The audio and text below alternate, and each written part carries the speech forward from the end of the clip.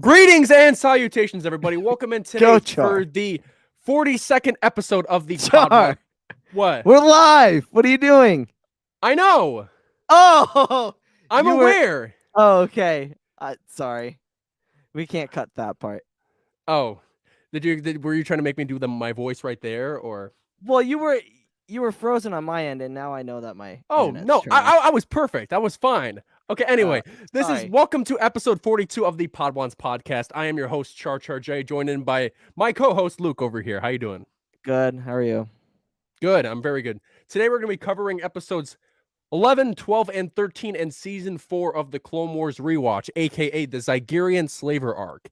That is some of our favorite arcs in Clone Wars, and there's a lot of stuff that happens in here. So sit tight, grab a drink, grab whatever you want, and be ready for today's show. We got a couple of great guests today talking, and I think we're ready to go. You never would have made it as Obi-Wan's Padawan. But you might make it as mine. And we're back. Hello. So, today, our first guest, she is a returning guest of the Podwans podcast. When was the last arc she was on? I'm not positive. Wait, she'd be able to tell you. I can't remember. She will tell us when she comes in here. So our first guest is Notakyber, aka Alanis. What's up, besties? How are you? That's Great. Great.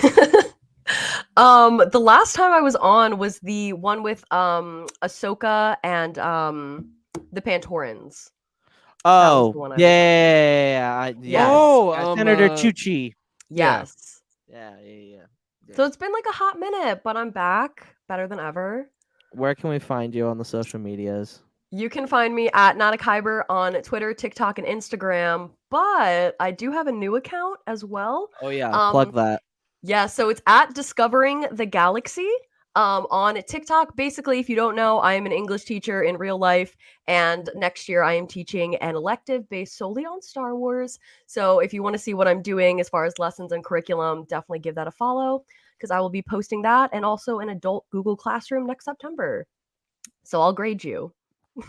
Awesome. Well, our second guest, Luke, am I still frozen for you? No, you're good. Okay. You're kind of like standing there, but our second guest, our returning guest to the Podwans podcast, her name is legendary amongst us. Yes. Beth, aka Mara.J.Skywalker. One of my favorite human beings in all this world. I will admit that. Right back at you guys. How you doing? I'm doing good. How are you guys? Very good. Where Live. can the good people find you on social media?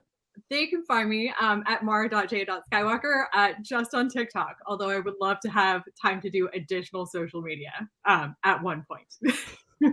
Awesome. You'll get there, kid. We'll get there. You'll get there, kid. All right. And then our third and final guest today, he's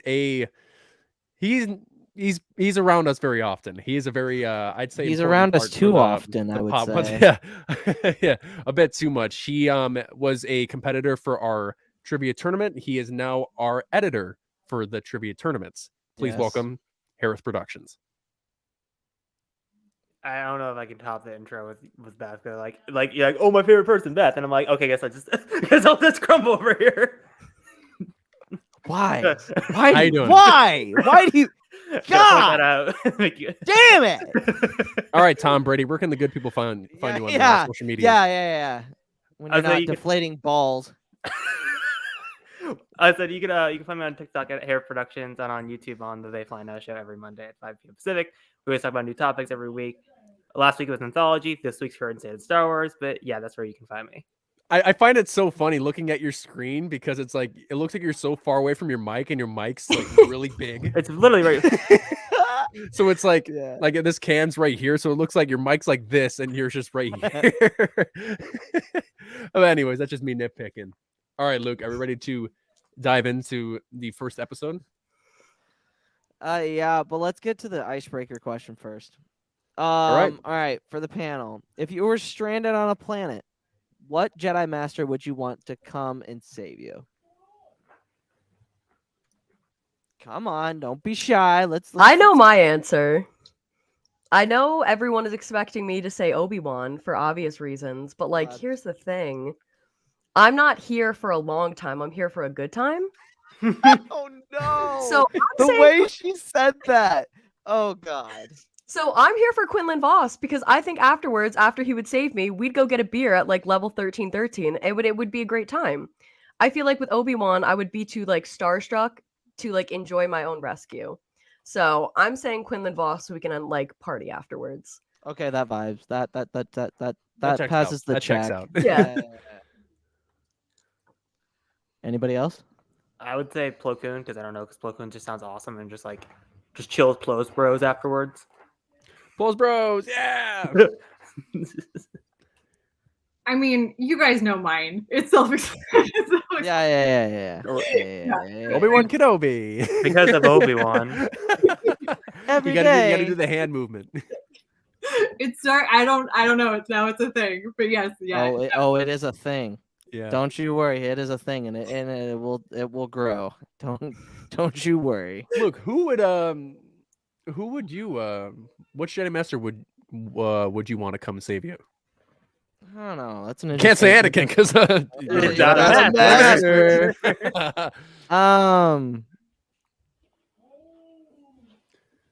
I would say technically I'd say Qui-Gon because he is technically a Jedi Master.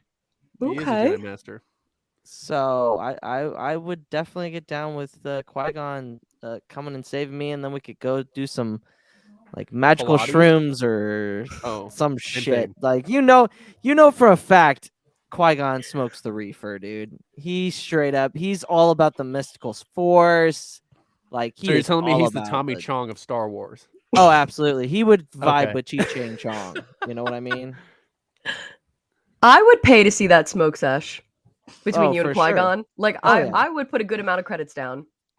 Oh yeah, Good amount. absolutely. I would say- Absolutely. I would go with the same answer as Hereth. I'd go with Plo Koon because I feel like Plo Koon is just someone that you would just want to hang out with, but he is also very dedicated to his craft. Just like how the quote that he says to his clones in the first season, where he's like, "Your lives mean more to me than I don't know, cheesy whip. I don't know, but Cheesy whip. but I feel like Plo Koon is like the Jedi that everyone wants to be. So if you were to be saved by anyone, I feel like the quintessential character would be Plo Koon. So I don't know.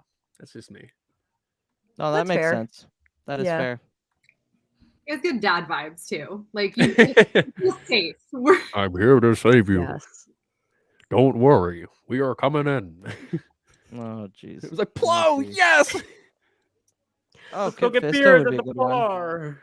Kid Fisto would be a good one. I don't know For if I sure. could control myself around Kit Fisto. I'd just be like, ooh. Who's that? Rescuing me? That's fine. You're just like Luke. underwater on Mon Cala and he just dives in without a shirt and you're just like, oh. I would like purposely. Oh, so this is how this is gonna go. Luke gets absolutely hammered and he says, like, oh, I can do a backflip. And then I'm like, would you like to try and prove your theory? And then he Yeah, just does yeah. a scorpion. I'm like, yes! Yeah, no doubt on that one. But Char, would you like to do the honors of going through the first episode of the Okay. plot Well, summary? first of all, you got to give some context. I will have to. So, Luke, yes or no? Yeah, I'm fine with it. I Hereth, think it'll yes be or no? fine. Yeah, let's go for it. Alanis, yes or no? Please. Please. Beth, yes or no? 100%. Okay. So, Oh, a little God. context before I do. I am Oh. not going to be reading this in Tom Kane's voice, but Volume warning. but to change, Yeah, I will yeah, be for reading audio. it in Gilbert Gottfried's voice. Yeah, for audio listeners, um, this is only a one-time thing. Famous comedian. He passed away about 2 weeks ago. He actually passed away on my birthday, which is probably like Wow, the that's saddest real part about it. sad. But, My God. I'd say I'm okay at doing his voice, so I'm gonna be reading this first plot summary in his voice. It is not very long. After I'm done with this, you guys in the chat can request if you want me to read the next two in Gilbert Gottfried's voice. That is up to you. But this first one is pretty short. but here we go. Oh, Season Jesus. 4, episode 11, titled Kidnapped. You gotta. All right, here we go. A planet of peace! The artisan colony of the planet Kyros created a society without weapons. Instead of war, they pursue art and beauty. But in the Clone Wars, even peace-loving worlds are seemingly forced to change sides. There we go. Okay. All right. I think that's a new staple. Am I? Yeah. I think that's a new staple. Am I guess I found frozen? my Because new, that's really series on depressing if TikTok. I am. Yeah, you're like this. Oh, God. 3 Interesting Facts is over. It's now Gilbert Gottfried reading plot summaries. Gilbert Gottfried plot summary. 5 out Okay, of so 5 yeah. stars. That's one. Oh, yes, Hereth. Yes. That's all I've ever wanted. It's for you to give me a 5 out of 5 on a plot summary. Yes. I think now on it has to be that way. Yeah. No one can be Tom Kane, but I can kind of be Gilbert Gottfried. Oh, I don't know. But everyone that's watching in the chat, go ahead. And if you want me to read the next one in that same voice, go ahead and drop a I comment. hope somebody says, for the love of God, no, please. That would probably Please, be Brian, but I no. don't know if he's watching. But No, I don't think he is. all right. So, Luke, do you want me to start off with this episode? Yeah, go ahead. All right. Jump So the in. first episode of this arc, Kidnapped, the theme of this episode is really just like it's just like what Obi-Wan tells Anakin in episode 2 when they're on their way to chase Dooku. It's like, don't let your personal feelings get in the way. And the theme of this episode is essentially putting personal feelings aside for the duty that's in front of you. And essentially this episode starts with the planet Kyros is the leader is contacting Yoda. Wait, Luke. Oh, I almost caused an accident because I opened while driving.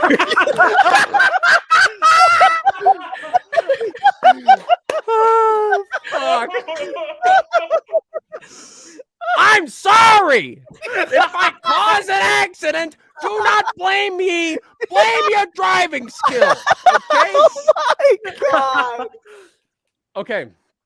So, like, back to the episode, you know. Like, All right, while you nothing guys ever laugh, happened. I'm going to explain this episode. Okay, so the very beginning of the episode on Kyros, the leader, I believe his name is Gushap or Gupat Roshti.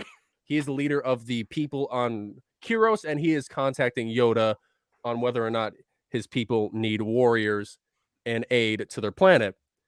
And while that transmission is happening, the Separatists shortly arrived afterwards.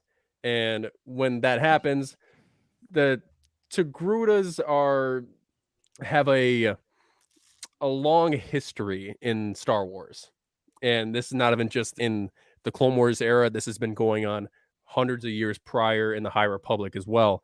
So I just want to ask our guests on the show, how do you think their struggles manifest within Ahsoka and her passion for their mission? I will start with Hereth.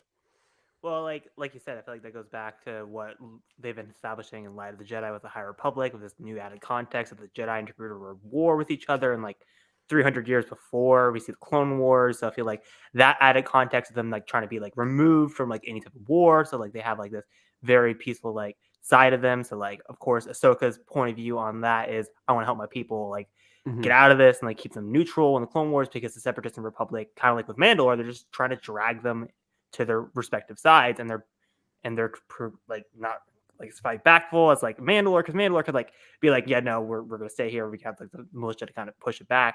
Well, with Togrutas, they don't really have the warriors to do that, so they're just kind of getting shoved into the war when they really don't want to.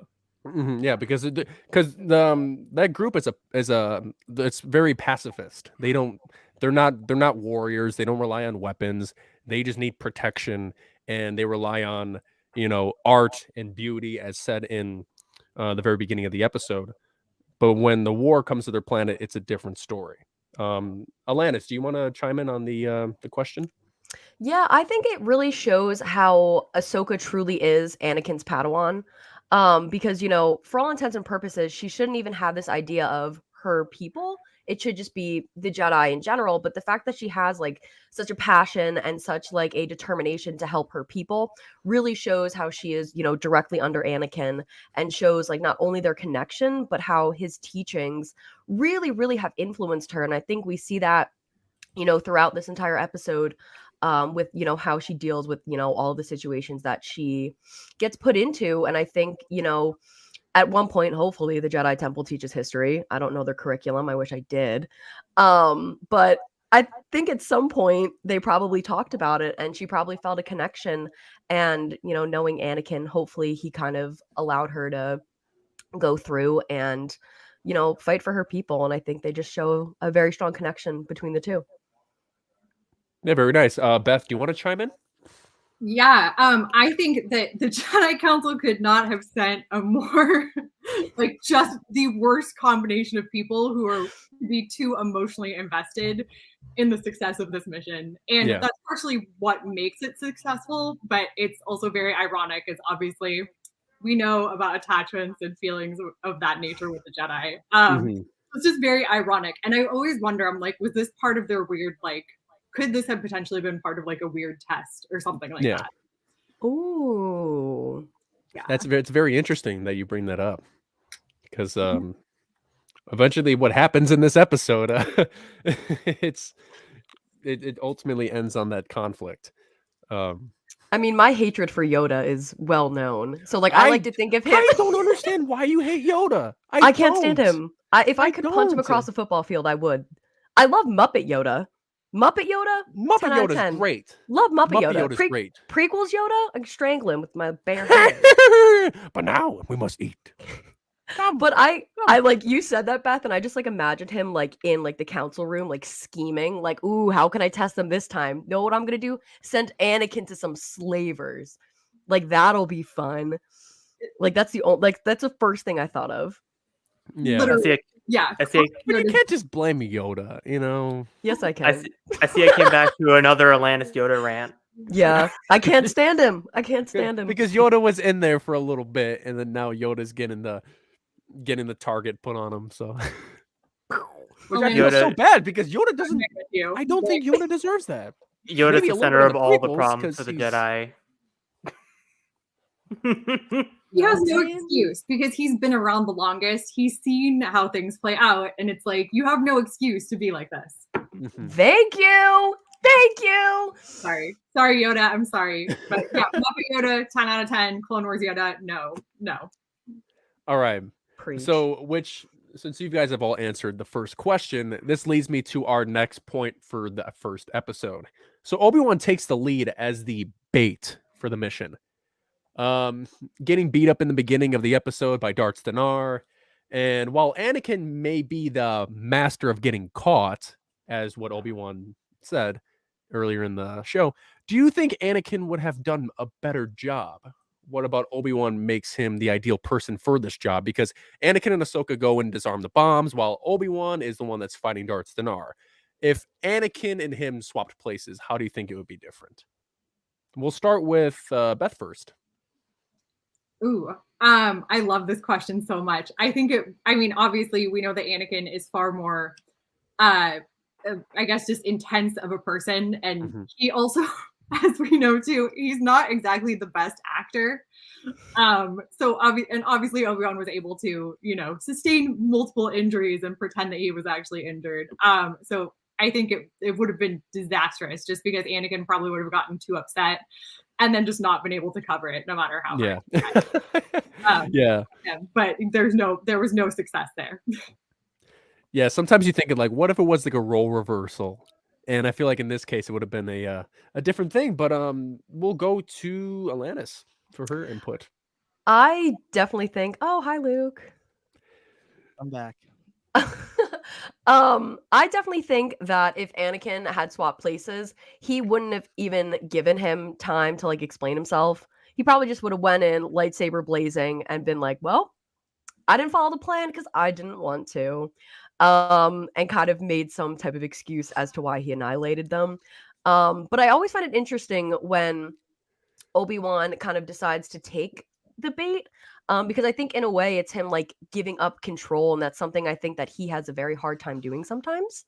So by him, not being on the ground and disarming the bombs, as Anakin and Ahsoka were doing, I think it also shows him, giving a lot more trust in Anakin. And even though he knows that, this is a very sensitive mission for Anakin, and that he's kind of weary knowing his past, that he's allowing, Anakin to, step up and like, show himself. So I think that was like a huge, like, kind of leap for both of their characters as well. Very nice, very nice. Hereth? I was just gonna like echo what Beth said. Just Obi-Wan's the most like over dramatic like Jedi. Like he was the perfect man for the job. All right, get this man an Oscar for his acting chops of acting like he's like the most injured and weak Jedi, and like how the Zygerrian Slave Arc is so much better. Like, come on, Obi-Wan is just the king of charisma. He pulled a Palpatine in the versus Mace Windu. He was like, I'm too weak, and then he gets his lightsaber. Was like, shall we negotiate now, Mr. Dinar? It just like gives me flashbacks. There's a YouTube compilation of Clone He's Wars like, called Obi-Wan, the so king hurt. of trolling. Like it's literally just compilations of Obi-Wan just screwing with his enemy. I mean, that's why we love Obi-Wan. That's one part of why we love Obi-Wan. Yeah, what's going on? Oh, can I also say that part of the reason, now that I'm thinking about it too, part of the reason he probably was like, yeah, I'll go get beat up is because he's used to being beat up in multiple ways. He's like, this is fine. This is my normal state. This is my life. Back when I now. was a young and Stu John, I always got beat up. I was fine. Qui-Gon always threw me right into the fire. Yeah. Yeah, no doubt. What question are we on? Sorry. I am so the third bullet unprepared. point of episode 1. Jeez, already? Yeah, we're speedsters. Oh, okay. So Anakin shows intent. Okay. Yeah, because I mean, think about it. He's been through his entire like up until he was 9. He knew Well, no, nothing. no. We're not on that, but we're about to get to it. Oh, I thought. We're about to, sorry. no. Okay, no, I will read it. I will read this one. Yeah, okay, yeah, because we just got through Hereth because the first Gotcha. question we went Hereth, Alanis, Beth, and then we went Beth, Alanis. This and is then all Hereth. my fault. This is why you get better. What have internet. I done? Bozo? What have I done? Oh, Jesus Christ.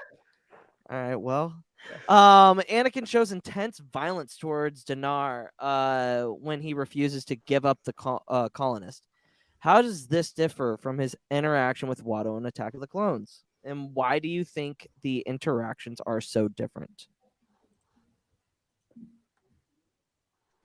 Don't worry, I'm live on TikTok, so I'm letting people know where we're at.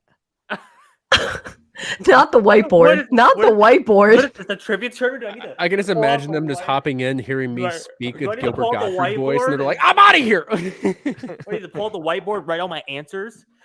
That's what we want, people.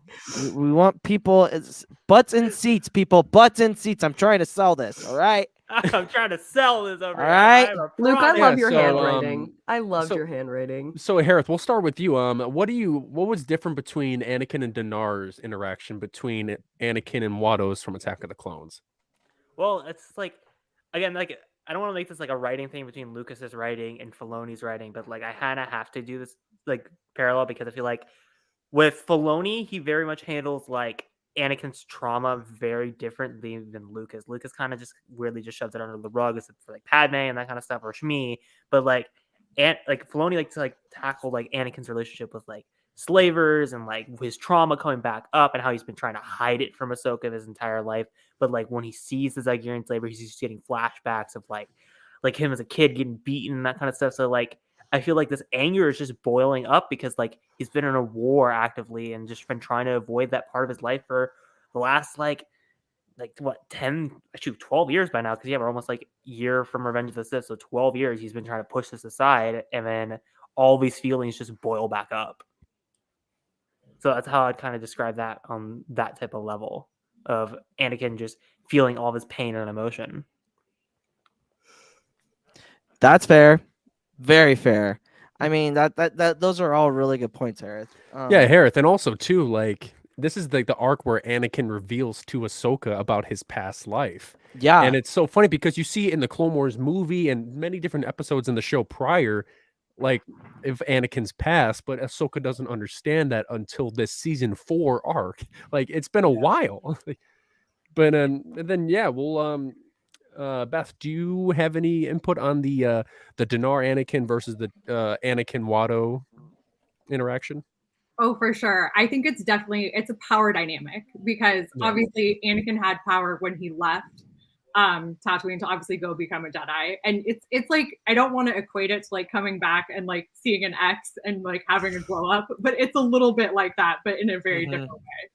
And so obviously when he comes back, he's the one in power this time. So things are completely different with Watto. However, with Dinar, Anakin's definitely not. He has no control over the situation, and he has it basically puts him back in that state he was when he was a child. So That is interesting that you say the power dynamic, because and it's interesting because we don't have much. So we know the Hutts were in control when they do we have like an origin backstory to how Shmi got with the Hutts? Do we have that story? No, not really. No. I'm surprised nobody's written about that, to be honest. somebody at Claudia Gray, go. Yeah, because I mean, her or EK, I think both of those writers are more than capable of writing that story. And I mean, EK's already touched on it. She touches on it in Queen's Hope, if you remember. Very good, like small little section of Shmi. But yeah, Alanis, your thoughts? I think a lot of it also has to do with the fact that like when he sees Watto is like decrepit. He lost everything. He's not actively really a slaver anymore, and I think that gives him like a sense of like, well, now I'm a Jedi. Like I'm a Jedi and I got this like hot babe. Like I made something of myself. And I think you're totally right, Beth, with like having like the power and the control. And then when he sees Dinar, it's someone who is actively involved in slaving, in, beating and whipping and torturing, that he's like, in the past I couldn't do anything, but now I can. So I'm going to absolutely annihilate you and make sure that like you wish you were never born. And he has that, he finally has that power and control to do that.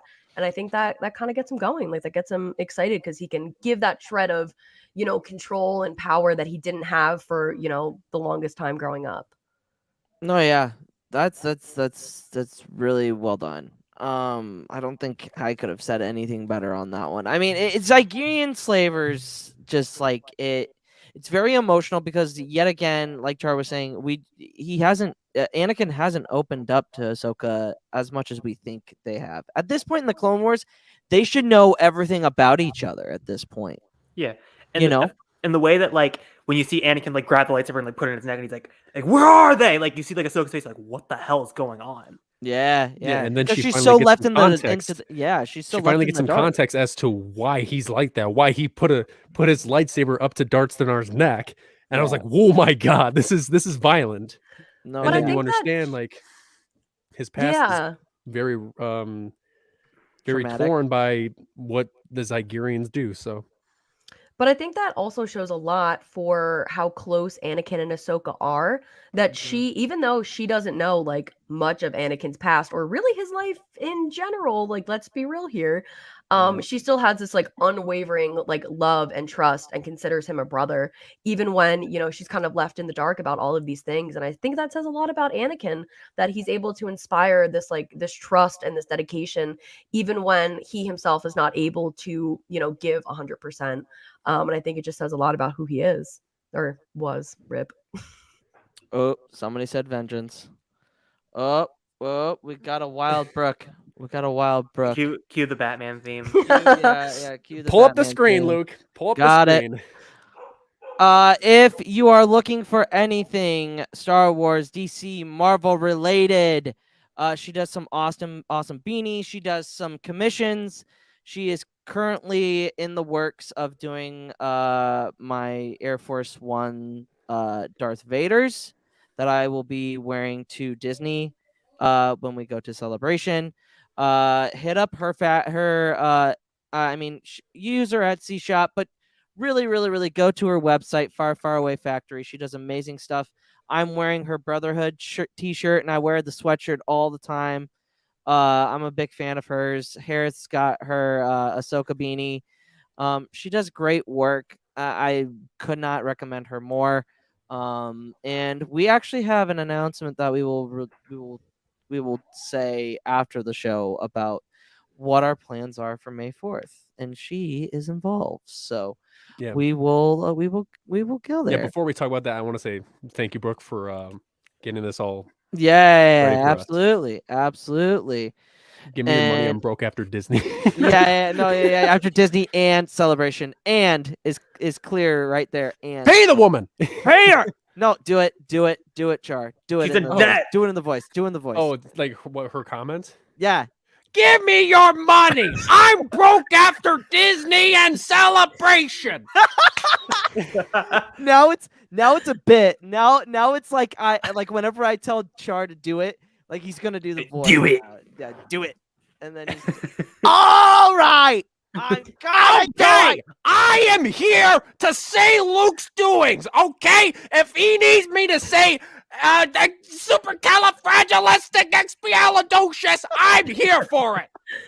Whoa, Your voice Wow, is you going to be almost- gone by the you end of almost this just blacked episode. no, No. I am not gonna be like my good old buddy M Man. All right. No. Oh God. Yeah. Yeah, and she's working on my shoes right now, which we love. But okay, so Hope I didn't cause an accident, Ben. Yeah. Nobody, Ben, nobody, just yeah, swerve. nobody just. He was like, Godfrey. Gosh, Ben's like, oh, it's him again. Ah! All of a sudden. All right, Okay, anyway. so we are moving on to episode 2, Slaves of the Republic. Char. Oh no. I mean, Um, we got 2 votes for yes, so I mean, now I guess you kind of have to do it. Okay, this one, this one's not long either. Okay, Oh, God. season 4, episode 12, Slaves of the Republic. Oh, Jesus. All right, the plot summary. Kidnapped! During a separatist invasion of the planet Kyros, thousands of peaceful colonists are abducted by Zygerrian slavers. Determined to find the missing colonists, the Jedi travel to Zygerria, home of the galaxy's most notorious slave empire. The way 10 out of 10. the 10 way out of he 10. said Zygerrian, just like the way he just emphasized that was just so freaking amazing. Just throw the Tom Kane impression. in the Yeah, trash. no, you're doing Godfrey for the rest of the series. Is that it? Okay, so instead of kidnapped, I'm gonna say Yeah. kidnapped. Okay, good to know. Good to know. When we get new Star Wars movies, Char has to read the opening crawl in this. Oh, hey, that's actually a good idea. That's a good idea. Maybe on that stream that we'll do, you'll right have to there. read you have to read the crawl of the movie that we watch in More! Godfrey. No. Yeah, we'll once we'll get that. We'll talk about that later. Yeah.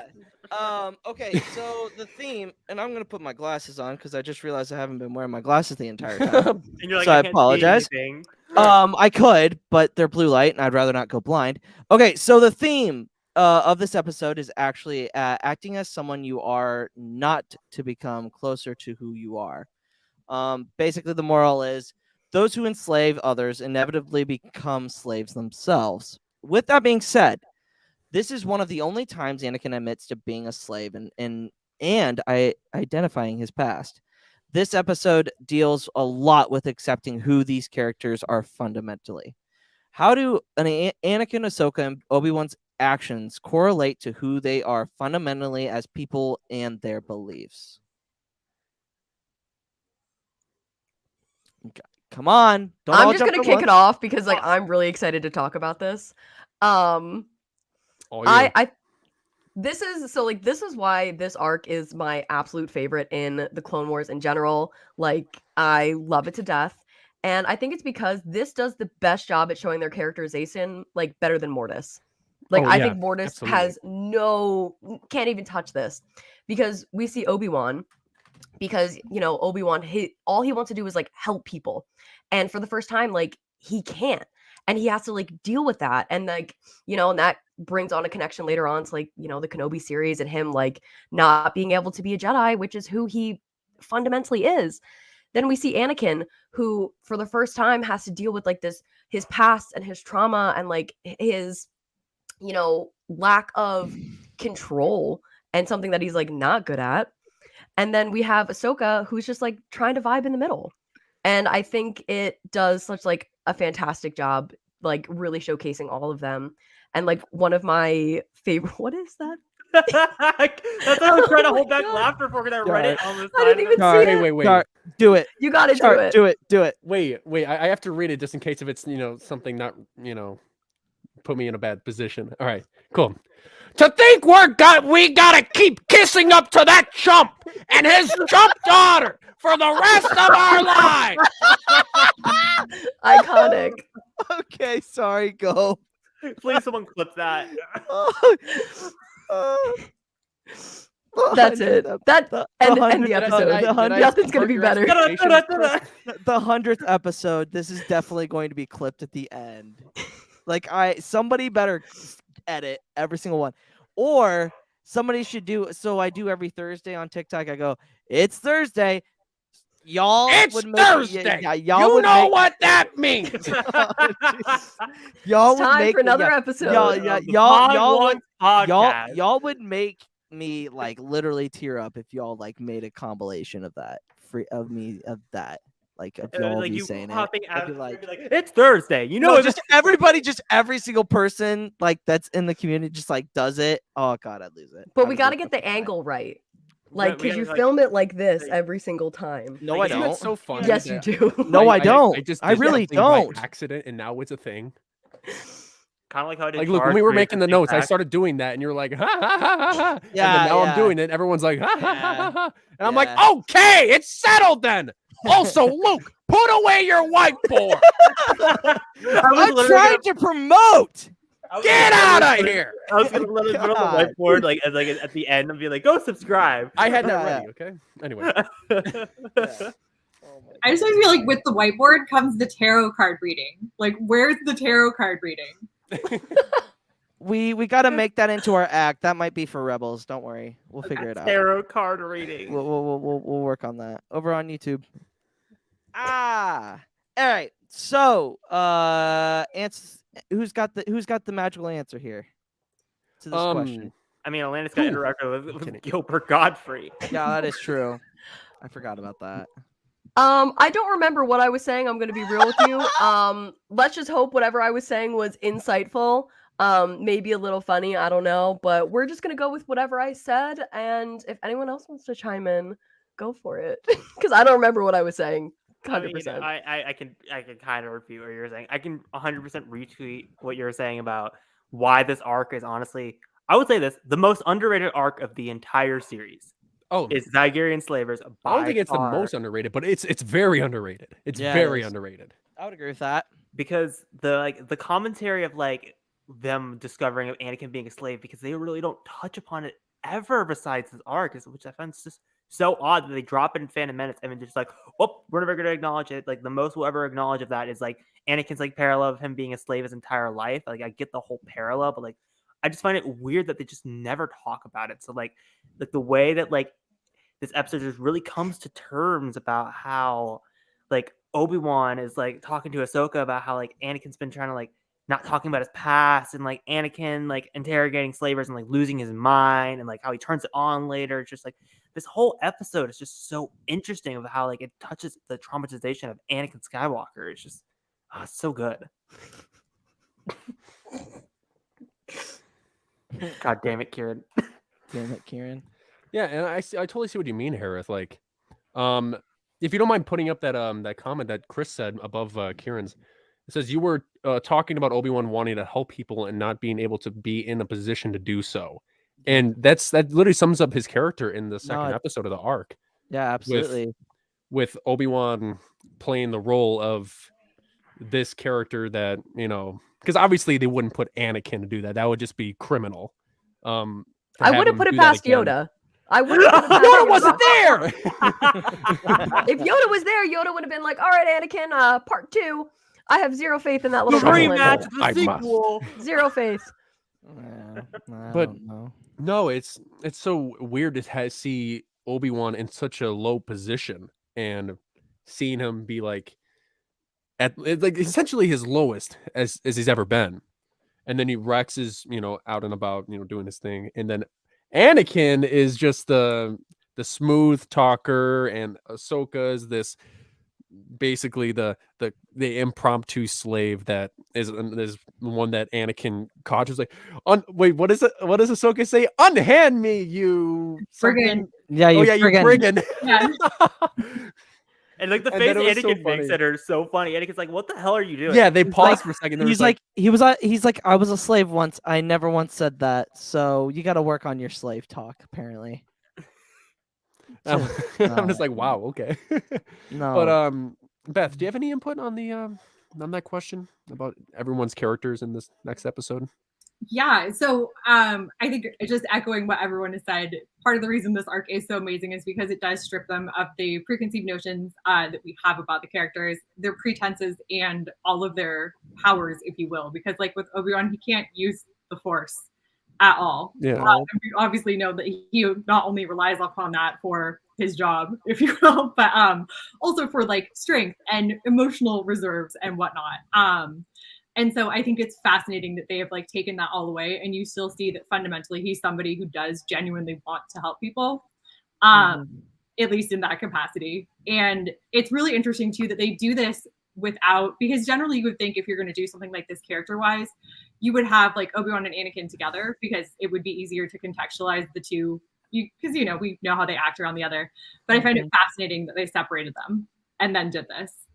Yeah, that is very true, because a lot of besides the last arc, they were a little separated, but not like in the same vein as it is now. A lot of the Clone Wars, Anakin and Obi-Wan are literally right next to each other almost 50% of the time. So I mean, that's true. You're taking away that sort of comfort zone. Like this is very, very this arc in particular is very, it gets you out of your these last two arcs are very much, they get you out of your comfort zone. And They bring up issues that you don't really think are in Star Wars, but when they're brought up, it's fantastically done. You know what And I mean? like the parallel later in the episode of like Ahsoka in a cage hanging off like the cliff, it's like literally it's like what her character was at this time. It's because they didn't know what they're gonna do with the character, so she's literally just hanging over here like, oh, we could drop her, we could kill her, or we could keep her alive. Like it's just like kind of Filoni's and Lucas's commentary of what the character of Ahsoka was at this moment in time. I have Yeah. so many thoughts on that scene. Like so many. Because I love it, because we see her being kind of like this quote unquote good Padawan when we first see her. She's sitting, she's meditating, she's connecting with the Force. And then, we see Dinar at the top, and you just kind of see her go, and he falls. And that is very Anakin. And that's such like an Anakin move to like cause trouble and cause chaos. And then immediately afterwards, like, she's shocked. And I think that is kind of almost like the Obi-Wan in her, in the situation of like reminding her that like your actions have consequences. Doesn't matter if you're Anakin Skywalker, no matter what you do, like you're going to have consequences.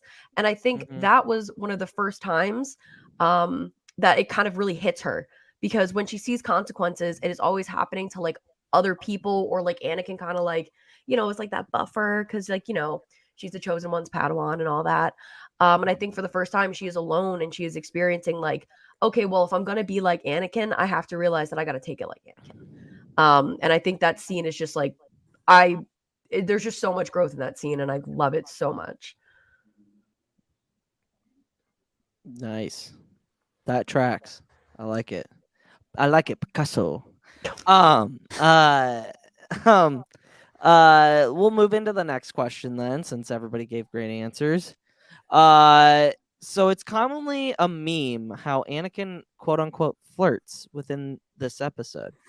Do you think that this is growth from his relationship with Padme, or do you see it more as a way to overcompensate for trauma he experienced in his early childhood? And now that we're talking about trauma, I get to pick who gets to talk about it, and I go Beth, because she talks about trauma every day, on every single day until the show comes out. Sad quote. So there you go. Hit me with the hard sad facts here. Okay. Well, I think this is a very multifaceted question because I think we have to look at how Anakin has chosen to cope with things and to cope with traumatic events, because the last time we saw him flirt, if you will, was before in Attack of the Clones. There's been a lot that's gone on since then. He's a very different person. And so clearly this is a very traumatic experience. He's being put in a very difficult power dynamic again. Yeah. And then you throw on top of the fact that there's like a woman and he's like, oh, okay.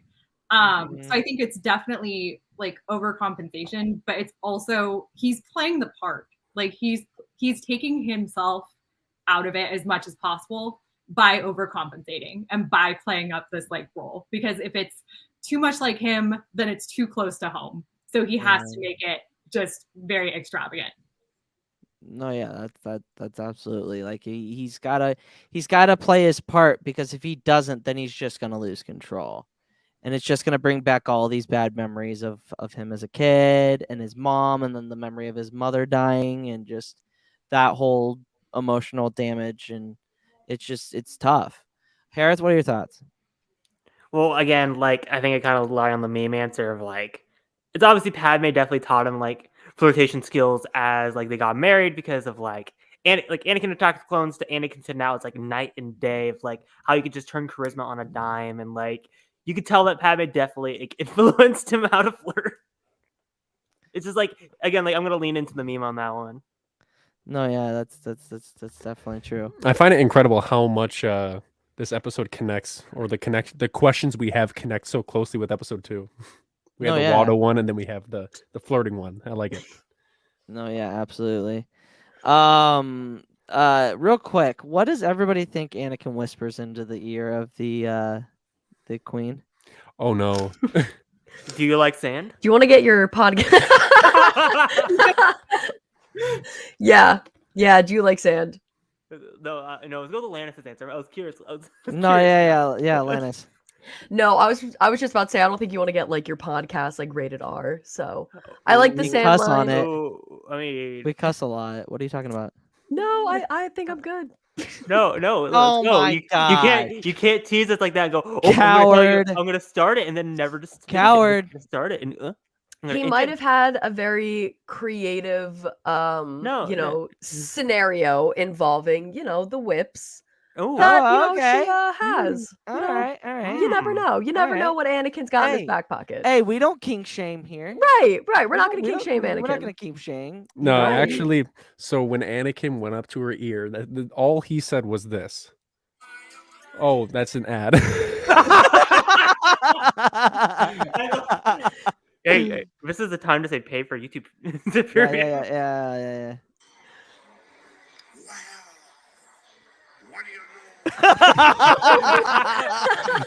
Stop it. Chris does a good one. This is what Anakin said to the queen. Hey, you know what you doing, little mama? Hey, how you doing, little mama? Let me whisper to you. Tell me something that you might like to hear. He actually just whispers the entire B movie script. The entire B movie script. No, he just whispers the entire plot of Revenge of the Sith. He just Spoils it. No, yeah. And then this is funny. Anakin flashback in his head to when he and Obi-Wan met Lando. Oh God. Lando just turns Anakin's charisma to 100. Yeah, huh?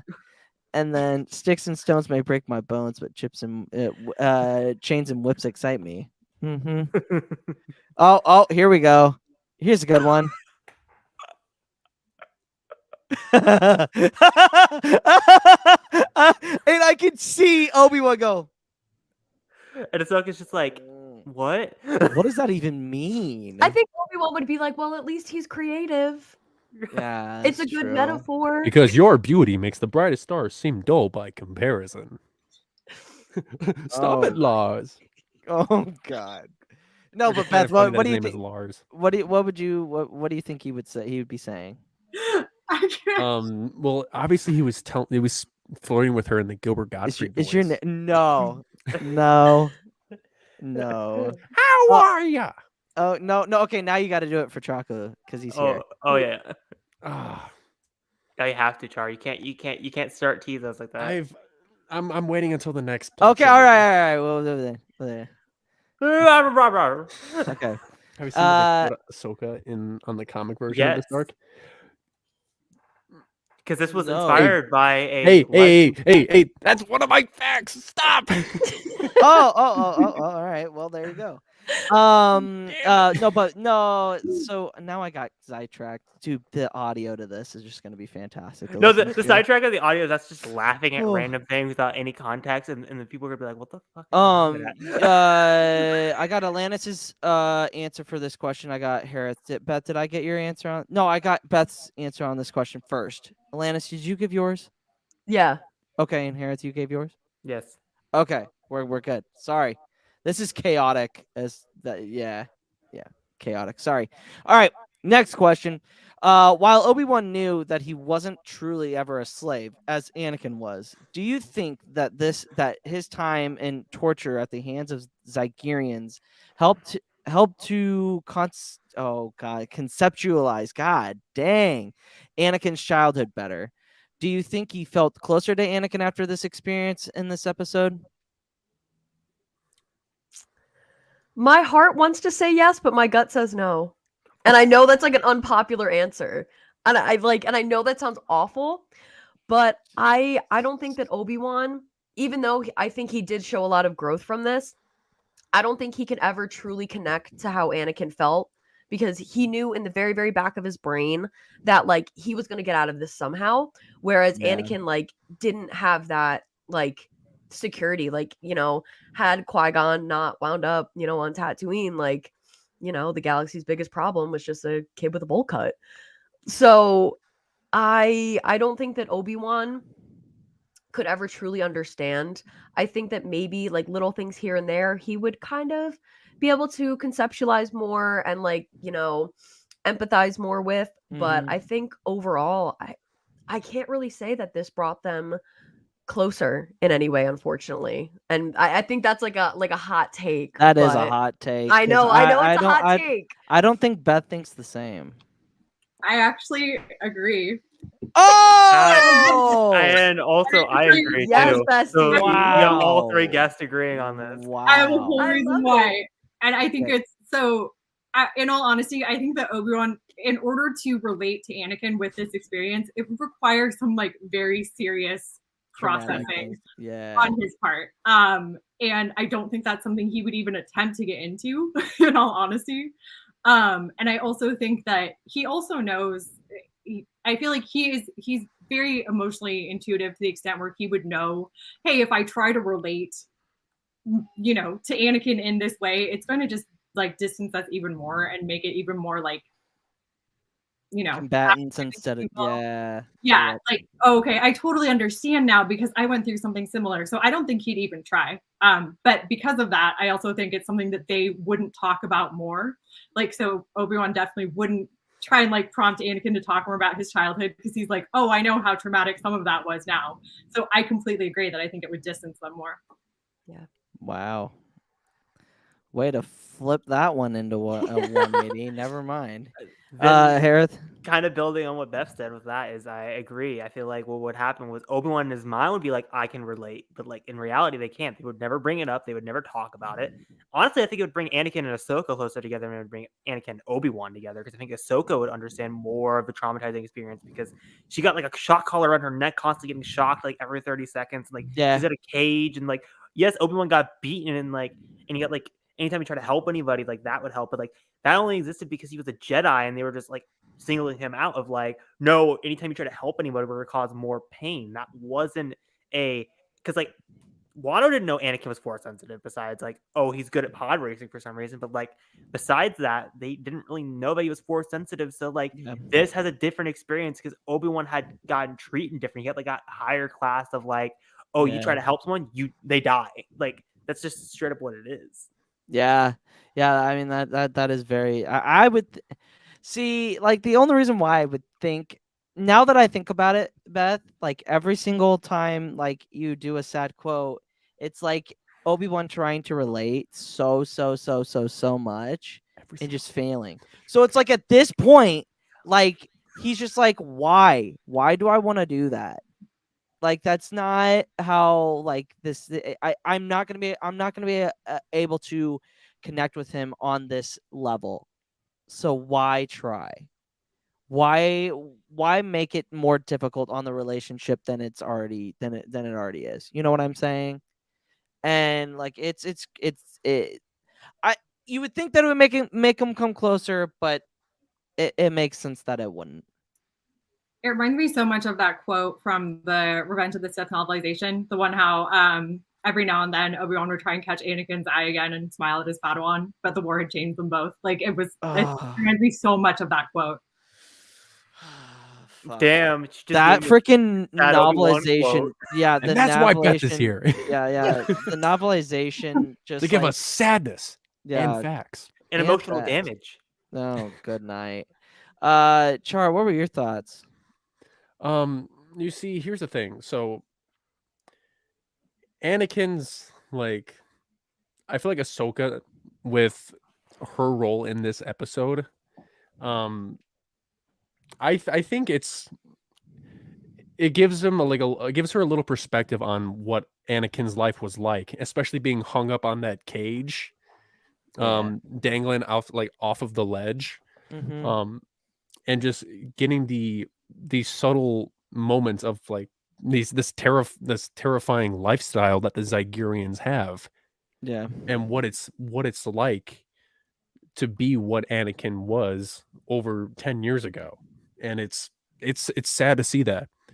And Obi-Wan's situation is terrible. But I just think that the three will come closer together from this, and I think Obi-Wan and Ahsoka will have a little bit of a different perspective on Anakin, and just understand that Anakin had this life as a child, and it's awful. Yeah. Because the difference between those two and Anakin is that they had a chip inside their body, and if you try to escape, they blow you up. Boom! Boom. How wooed. But Yeah, that's my thoughts. insane. Char, last plot summary. Oh, here we go. Oh, good God. Chaco, get ready for this. Everybody that just joined, get ready for this. You're not ready. All right. Okay. All right. 3, 2. Okay. Hey, don't one. count down. Hey, my Alright, voice fine. is not. All right. I just imagine he just starts as Tom Kane, then he transitions. Okay. Imagine doing like a remix of that. Okay. Anyway, so season 4, episode 13, the last episode of the Zygerrian Slave Arc, Escape from Kadavo. A people enslaved to locate the abducted colonists on the peace-loving world. The Jedi infiltrated the slaver planet of Zygerria, only to be captured by its ambitious queen, who plots to rebuild her empire of oppression. Now, even Obi-Wan Kenobi must come to terms with a life in chains. There you go. Okay, Go for Godfrey. That was mad. You have. Hey, you get to do one plot summary next week. You are doing that in Godfrey's. Okay, that's fine. I just I have to in order for it to you have now given the ability to to poke you and do it. No. The funny thing, like I said, you got to start off as like Tom Kane, and then one of them, and then just randomly transition into Gilbert Godfrey, just to throw people off. Oh God, that would be complete and utter chaos. Okay, so the theme for episode 3 is showing your true character through your actions, not just your words. The moral: great hope can come from small sacrifices. Obi-Wan's main priority as a Jedi is to help those around him. For the first time, he realizes that he is helpless. He sees that helping does more harm than good. How do you think this experience follows Obi-Wan throughout his time in the Clone Wars? And how do you think this affected Obi-Wan's philosophy with the Order and his own personal feelings? Beth? So many things I have to say about this one. Literally, this every single thing this man tries to do is him helping, and then inevitably it just reminds me, like, for example, the Lawless, like, it's him trying to help and instead it gets the team killed. And I think that is obviously extremely difficult for him fundamentally, because he's only known being a Jedi, and he's only known a certain way of living and how to relate to people and how to, that's who he is. He is a Jedi through and through. But primarily this reminds me so much of the quote from the Obi-Wan teaser trailer that we have: the Jedi cannot help, who they are. Their compassion leaves a trail. Yes.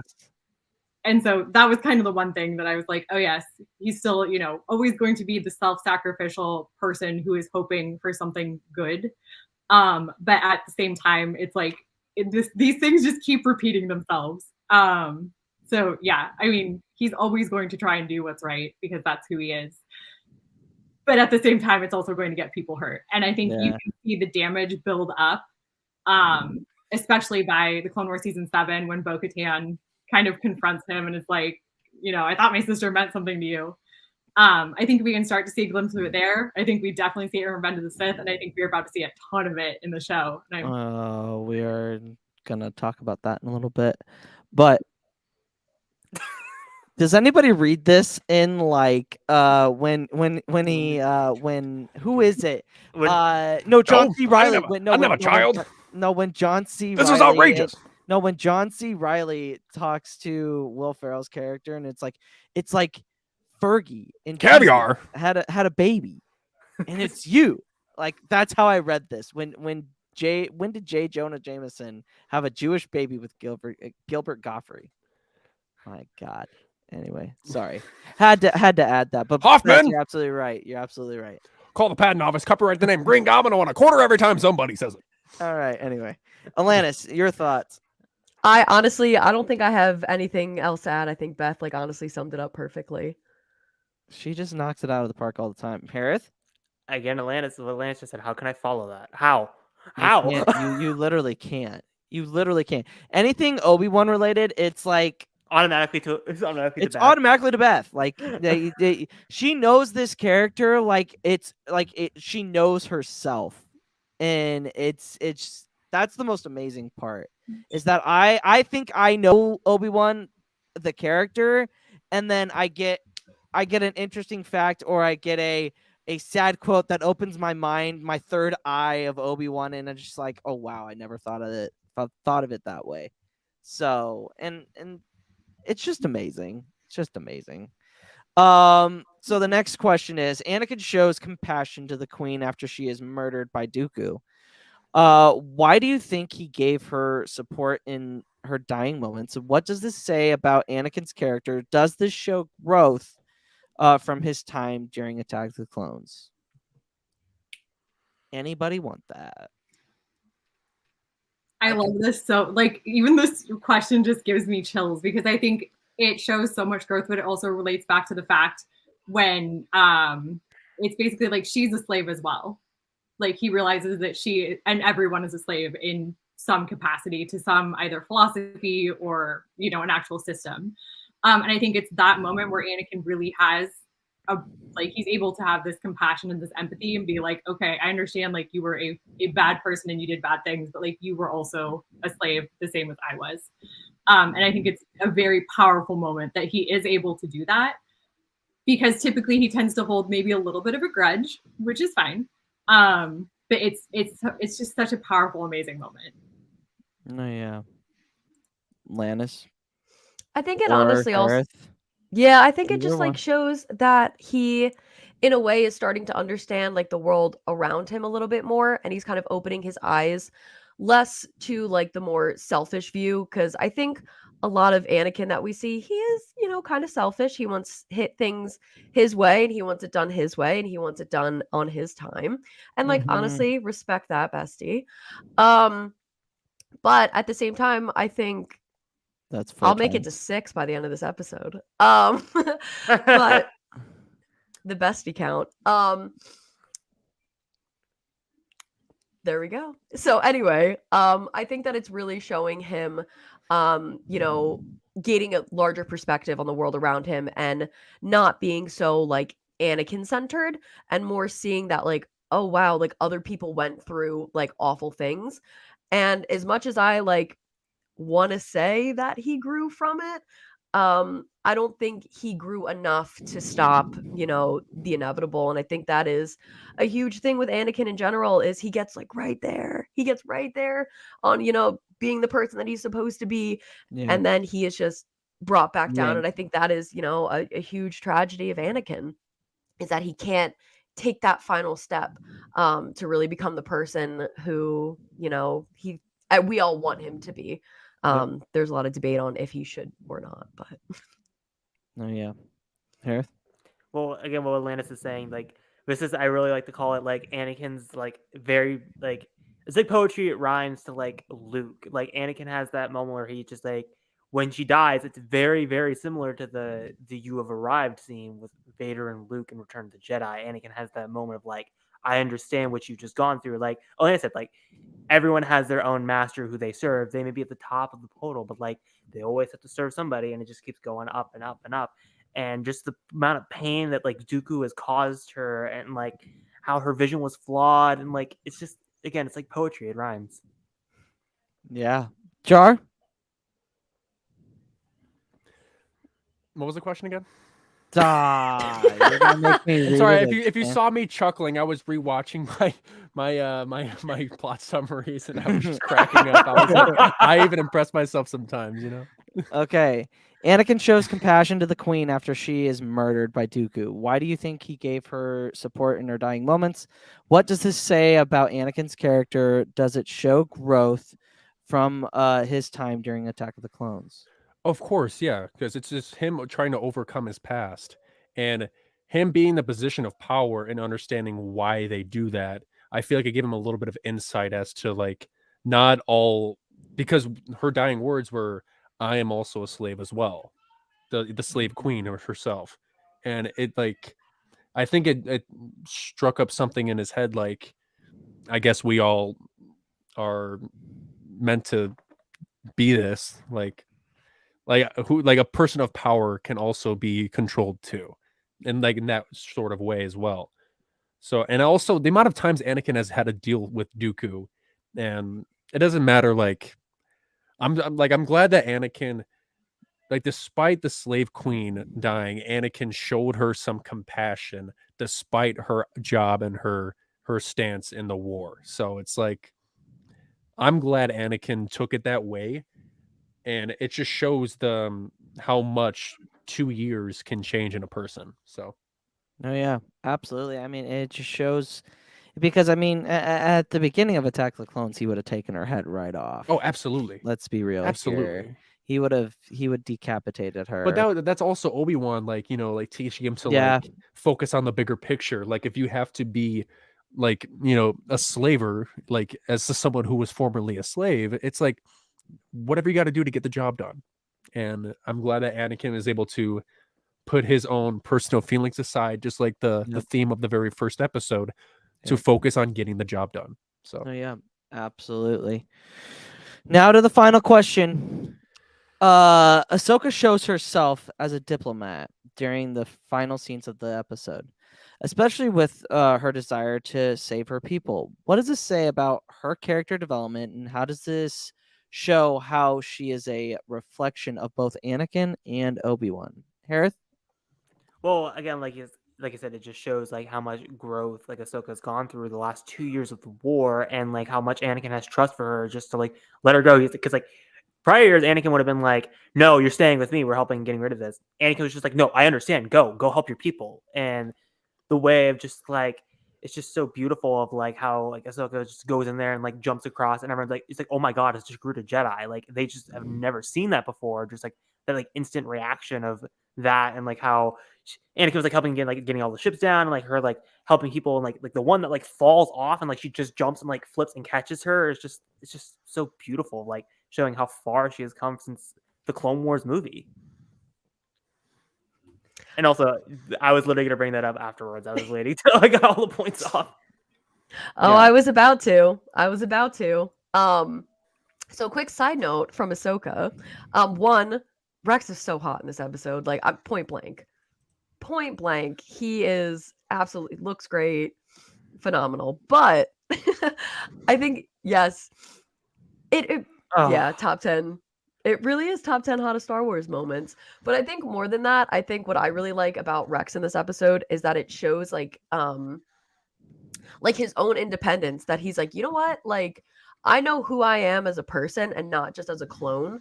And I care so much about like my generals and the people around me that I'm willing to do, murder to get to that point. And I think that kind of like parallels to Ahsoka as well, where they're kind of that like in between, where you have Rex, who is almost like a mix in a way of Ahsoka and Anakin, where they're both kind of this like crazed, like I will do anything for the people that I love, but also you kind of have Ahsoka's more or less like, I think I kind of follow rules in some vicinity, and you see a lot of that within Obi-Wan, obviously. And then with Ahsoka, it's like, like the same thing. So I think both of them have a lot of great parallels in this episode. Yeah. To like build on top of that, like if you really think about it, like obviously they chronologically, I don't think Umbara and I think I'm Zygerrian slaves frozen. match up. But like if you think about it, just like that honestly kind of just plays into what Rex just went through in Umbara of like, should I listen to like the Jedi orders and like, am I responsible for this? Like, no, like I am an independent thinker. I could do what I want. Like, because he knew Obi-Wan was never going to do it. Like Obi-Wan just has like this, like, I want to say like high ground, like mentality of like, I'm better than you type philosophy. But like Obi-Wan would stoop down to that low just to kill him. So like Rex being the one that steps up being like, you know what, screw this. I'm done. I'm like my own independent thinker. I can do what I want. I serve the Republic and I serve the light. Screw you. I'm not playing your games. No, yeah, absolutely. I do love that. I love that. I'm no Jedi. He throws it. Well, and also it's also funny that that saying gets said again by Ahsoka in Rebels. It's like poetry. It rhymes. It rhymes. Beth, your thoughts? Oh man, as far as Ahsoka or as far as Rex, or just both. Both. So I love the moment with Ahsoka and how she is given, it's basically like her taking her agency back. And I think that really shows, I think that's kind of the first time where she really feels empowered as a Jedi and also as an individual, because she is obviously Togruta and she is able to relate and be like, okay, I see myself in this, and really giving her the opportunity to take that agency back and take a leadership role. And having her step up into that and do it so flawlessly is something that is very much, I think, Obi-Wan in that nature. But also as far as like the part of her that's Anakin is the part where she cares. So you can viscerally see how much this has like affected her and how much she cares and how deeply she cares. And it's like a beautiful moment where it is a balance of the two. And I love it so much. No, yeah, absolutely. See, I told you, Brooke, we were gonna get it in there. We got the Rex talk in there. I remember her saying that like if we didn't talk about Rex, she wasn't gonna watch. Yeah. So I'm glad that she we pandered a little bit. We pandered. So you better talk about Rex. I swear. Char. Now it's time for 3 interesting facts. Yes. I saw in the you see what I added in the notes. Oh. No, wait, hold on. Wait, what? I added it to the notes if you could see. Oh, well. I didn't. All right. Yeah. Anyways, what if I did this all in Godfrey anyway? No. All right. 3 interesting facts about a certain Clone Wars arc that you didn't know about until now. Part 24, the Zygerrian Slave Arc edition. Fact 1. This arc happened before its release. The episode Kidnapped is the first installment of a 3-part arc that adapts the comic series Slaves of the Republic, originally published as 6 issues by Dark Horse Comics in 2008. And collected as a digest-sized paperback. The comics released the same time as the TV series first launched, and as such, take place earlier in the timeline than the episodes itself. Ahsoka is younger in the comic, and Rex, Anakin, and Obi-Wan have their Season 1 looks. Fact 2, Episode 6, Concept Art.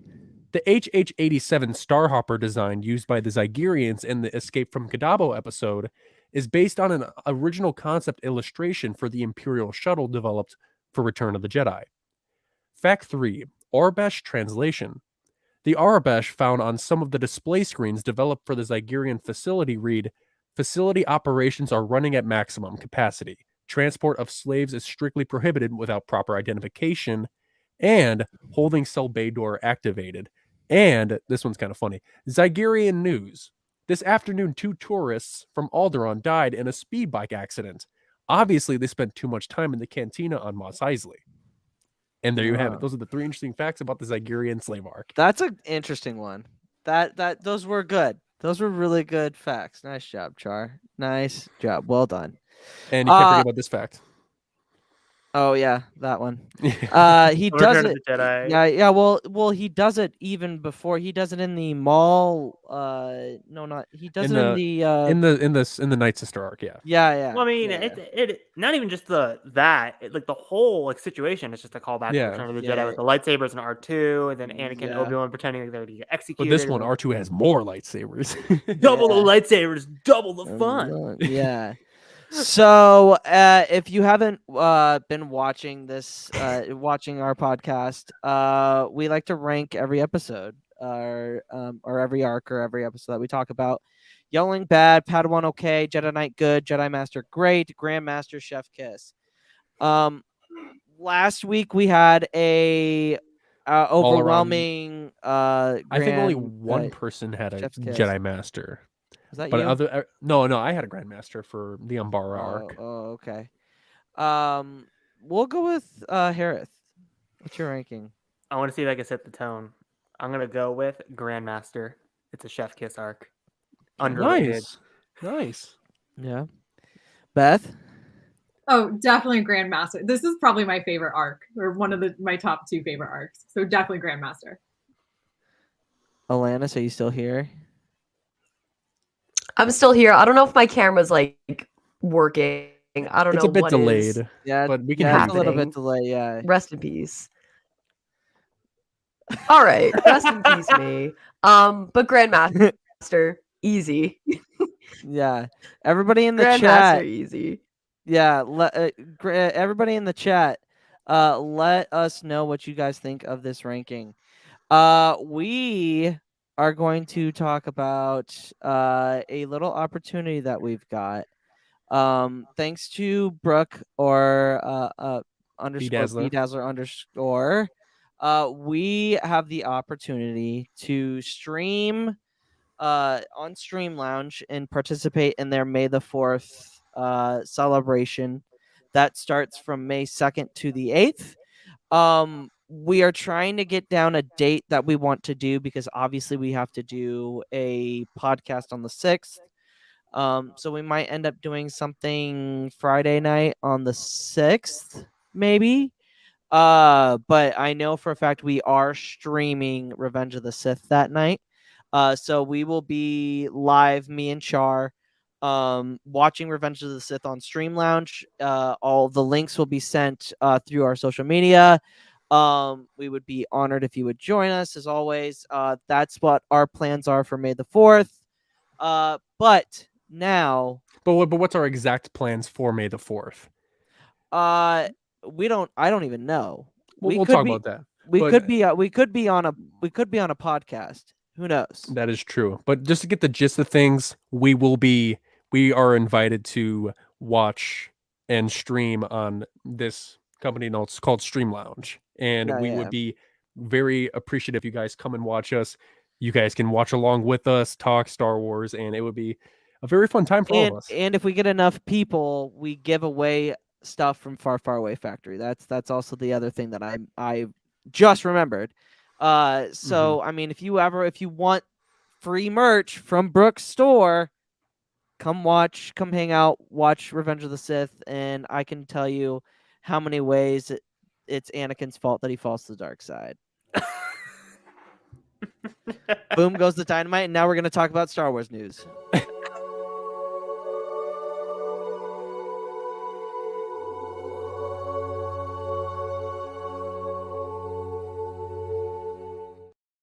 And just like every other week, guess what we're going to be fucking talking about? Obi-Wan That's what we are Kenobi. talking. It's not just Star Wars news anymore. It is Kenobi watch Before we week. start, can we talk about how fast that transition was? He was like, Yes. "Oh, we were going to talk about how Anakin's fault of the dark side was his fault. All right, now we're going to news." And then Yeah. cut. Yeah, I was like, just "Wow, straight up. really?" Just straight up. I was like, you know what? I'm just gonna leave that there and make that a clip and then not even go back to it. That's pretty Because hardcore. but- that's chaos.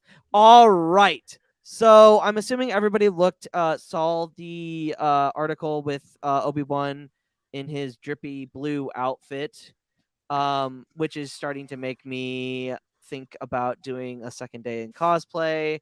God damn it. God damn it. Credit card debt. Credit card debt. Yeah, I've got $30,000 in credit card debt. Yeah, when they call, I tell them I can't pay it off yet. Credit card debt. Anyway, what were your guys' thoughts on some of the pictures that we saw? Luke, do you want to pull up the picture in the? Yeah, I'll get on Twitter because I'm passing it to these two. yeah. Beth or Alanis. Can you pull up the poncho one because I noticed Yes. something Yeah, Luke's about to do that. that I want that I Oh! I think I noticed it too. Hold on. The unofficial Jedi robes, the ponchos. No. It has a deeper meaning. Beth, I think I know what you're talking about. I think you know. Did you see the tweet? No. Somebody pointed it out. Oh, it's fantastic. Point it Hold out. on. Can you further elaborate? Beautiful, stunning. I seek elaboration. All right, there you go. Chef's kiss. All right, right there. The problem is, or at least what I noticed, I don't know what the tweet is. Also, yes, Luke, please do cosplay. This version of Obi-Wan. Oh god.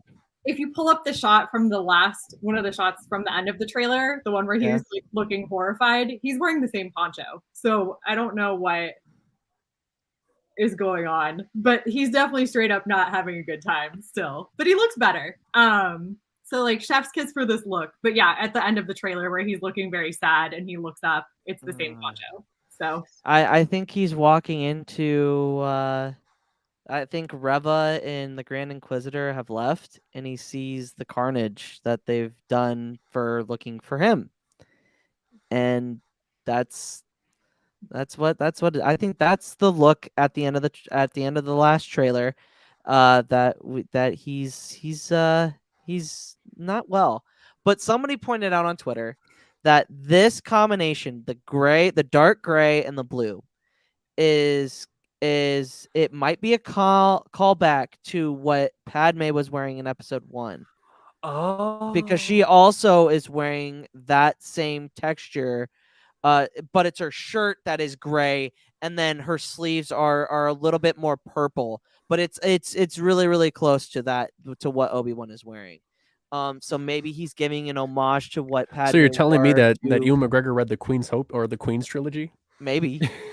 Maybe. Nice. But Alanis, your thoughts? Oh, I think he's just stunning. Stunning. Beautiful. That's honestly, I think the pictures made me even more excited for what's to come. And honestly, that man could walk around in I would prefer if he walked around in nothing. But I mean, I love the different outfit changes. I love the implications of Obi-Wan finally being able to wear color after spending his whole life in beige. So I'm super psyched. No, yeah, I mean, and I don't know if that came through because I'm so frozen. No, you are.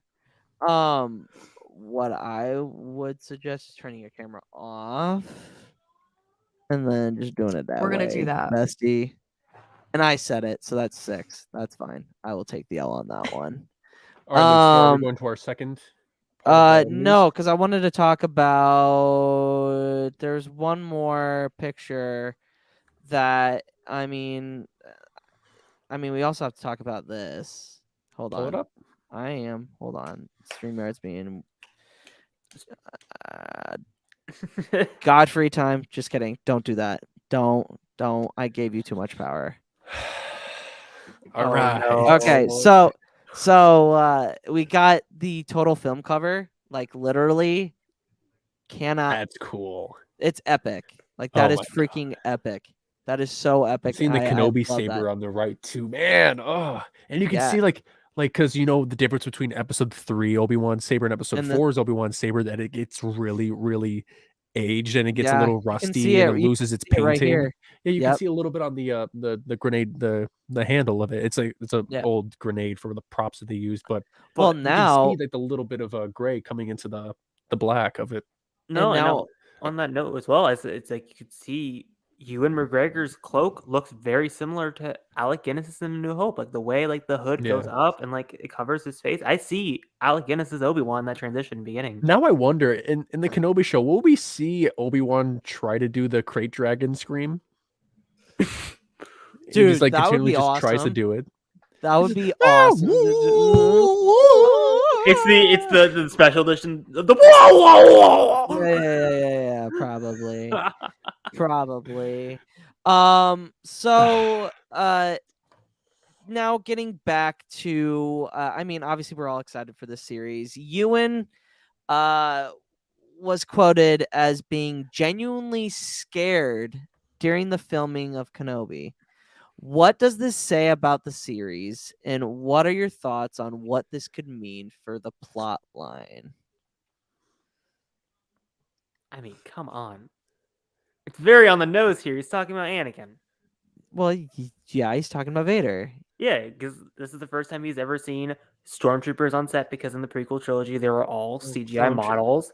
And clone troopers, yeah. He never saw Vader's suit because his scenes were very separate on Tatooine, so he never saw that on production. So you never saw Hayden in the Vader outfit. So seeing all of that come together as like one is just like this is a very like big moment for Ewan McGregor in Star Wars, and again, like Obi-Wan's gonna be very traumatized in this show, as Beth will probably say. Yeah. Alanis, Beth. I think it just shows like Ewan's love and dedication to Obi-Wan. Because I think if you had an actor who wasn't so in love with the character, he wouldn't, feel that, visceral fear, that like visceral, like, oh my God, like this is Darth Vader. And I think that's really going to come through because I think, Obi-Wan would feel the same, fear and just, all of these emotions and trauma and just sadness that his brother has turned into this. And I think Ewan is going to portray it beautifully. And I'm really, really excited to see, how it's done.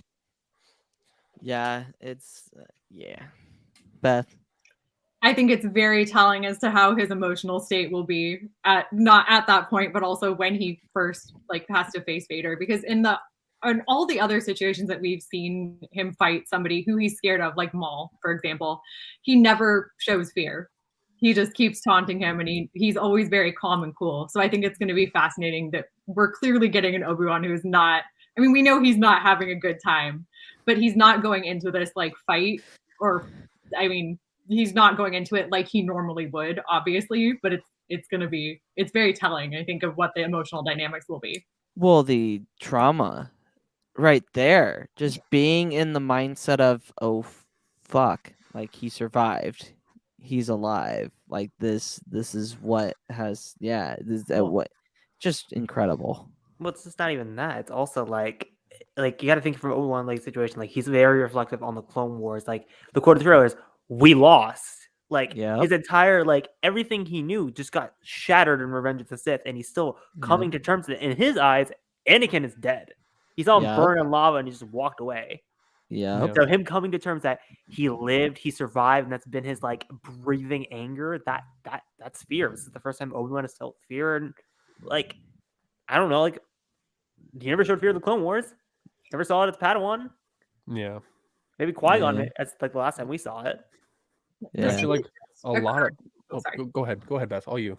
Oh, I was just gonna say the thing that just occurred to me too is the fact that Obi-Wan definitely is not the best as far as a duelist, if you will. He's not the best, but he's easily the most strategic, because I think you can see that in the Revenge arc when he's fighting both Savage and Maul, and he's continually kicking Savage in the knee, and that eventually is what takes him down. But it's a very minor thing.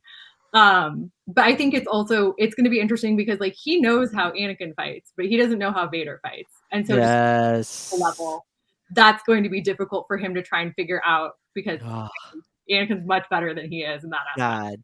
Like, for the reaction, like this is them fighting.